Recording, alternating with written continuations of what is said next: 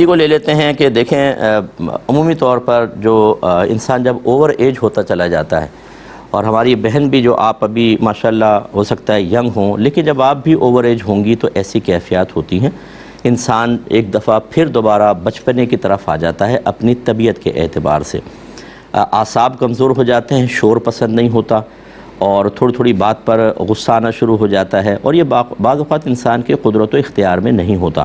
اگرچہ ہمیں اپنی پریکٹس ایسی رکھنی چاہیے، جوانی میں ہی ہمیں غور کرنا چاہیے کہ بڑھاپے میں کیا کچھ ہو سکتا ہے، تو پہلے ہی فیوچر پلاننگ کر کے اپنی طبیعت کو کنٹرول کرنے کی کوشش کرنی چاہیے، جس کا اکثر ہمارے گھروں میں شعور نہیں ہے۔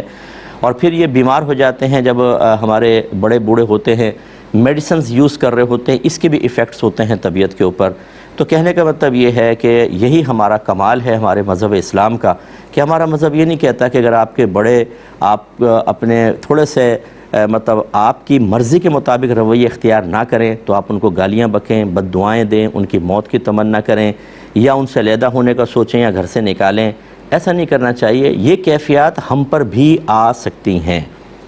کسی نے بڑی پیاری بات کہی کہ جب تک بہو ہوتی ہے تو وہ ساس سے چاہتی ہے کہ مجھے ہر طرح کی آزادی ملے، اور وہ برا بھلا کہتی رہتی ہے ساس کو، نہ مجھے کہیں جانے دیتی ہے، نہ آنے دیتی ہے، نہ سونے دیتی ہے، یہ نہ کرو، وہ نہ کرو، یہ نہ خریدو، وہ نہ خریدو۔ لیکن جب وہ خود ساس بنتی ہے تو یہی تمام چیزیں اپنی بہو کے لیے پسند کر رہی ہوتی ہے، اور اگر وہ بہو اس کی اطاعت نہ کرے تو اس پہ ہائپر بھی ہو رہی ہوتی ہے۔ اس سے اب تھوڑا سا اندازہ کریں، بچوں کا ذہن بنانا یہ ہماری ذمہ داری ہوتی ہے۔ یہ سب سے بڑی ہماری مسٹیک ہوتی ہے کہ اگر بچہ کسی بڑے کے بارے میں بیڈ کمنٹس پاس کر رہا ہو، غلط قسم کی، تو ہم چونکہ اگر بڑے سے ہماری بھی لگتی ہے نا تو ہم اس کی فیور کرتے ہیں، ہاں بیٹا بس برداشت کرو، تمہاری ماں نے برداشت کیا ہے، اللہ تعالیٰ خود ہی کر دے گا۔ یعنی آپ نے بچے کی حوصلہ شکنی نہیں کی، بلکہ اس بڑے کی شکایت پر اس کی حوصلہ افزائی کر دی۔ اللہ نہ کرے کہ آپ کے اولاد ایسی ہو۔ میرا بڑا مشاہدہ ہے، کیونکہ میں پبلک میں رہنے والا آدمی ہوں، یہی بچے تھوڑے عرصے بعد بڑے ہو کے اپنی ماں اور باپ سے بدتمیزیاں کر رہے ہوتے ہیں، کیونکہ یہ جرت تو آپ نے فراہم کی تھی۔ کسی گھر کے بڑے کے مقابلے میں بچوں کے اندر بولنے کی جرت آپ نے فراہم کی تھی۔ اگر وہ غلط بھی تھے، آپ کو کہنا چاہیے تھا بیٹا بڑوں کے سامنے نہیں بولتے، خبردار، غلط چیز۔ اور پھر آپ شوہر سے ڈسکس کر لیتے ہیں کہ بچوں کو ہرٹ ہوئے ہیں، مناسب نہیں کیا امی نے، وہ ایک الگ چیز ہوتی، لیکن آپ نے حوصلہ افزائی کی، غلط کی۔ اس پہ میں کلام کروں گا لیکن مختصر سے بریک کے بعد۔ بسم اللہ الرحمن الرحیم۔ تو کہنے کا مطلب یہ ہے، جیسے اب بعض اوقات بچے والد کے بارے میں کہہ رہے ہوتے ہیں، اگر ماں کی والد سے جنگ ہو رہی ہے نا تو وہ حوصلہ افزائی کر دیتی ہے، اور کبھی بچے ماں کی شکایت کرتے ہیں تو باپ کہتا ہے بیٹا میں بھی برداشت کر رہا ہوں، تم بھی کر ہی لو، اتنے عرصے سے تمہارے باپ کے سر کے آدھے بال تو اسی نے ختم کیے ہیں۔ تو اس طریقے سے بچوں کی حوصلہ افزائی کر کے جب آپ کسی ایک بڑے کے مقابلے میں ان کو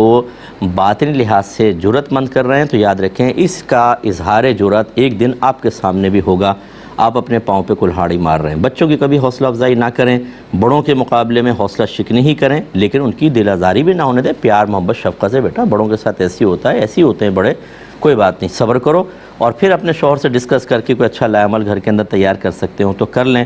باقی یہ جو بچوں نے کہا کہ اگر دادی فوت ہو جائیں تو ہم شکرانے کے نوافل پڑھیں گے، یہ عمومی طور پہ منت ماننا مقصود نہیں ہوتا، نہ اللہ سے ہم کلام ہوتے ہیں، یہ اظہار غضب ہوتا ہے کہ مر جائے تو وہی شکرانے کے نوافل پڑھیں گے۔ اور ابھی آپ کے بچے اگر نابالغ ہیں تو نابالغ کے تو ویسے اس کے اوپر کوئی چیز فرضیہ واجب نہیں ہوتی، اور یہ چیز اچھی نہیں ہے کہ دادی فوت ہوں تو شکرانے کے نوافل پڑھ رہے ہوں دادی کے فوت ہونے پر، کتنی بری بات ہے۔ تو کل ہو سکتا ہے کہ خدا نخواستہ آپ کوئی بات کہیں تو پھر وہ جو کہ نازک مزاج ہو چکے ہوں گے، عدم برداشت کا مادہ تو آپ ہی نے ان کا بڑھایا تھا، ہو سکتا ہے وہ آپ کے بارے میں بھی کہتے ہوئے نظر آئیں، پردے کے پیچھے سے آپ سنیں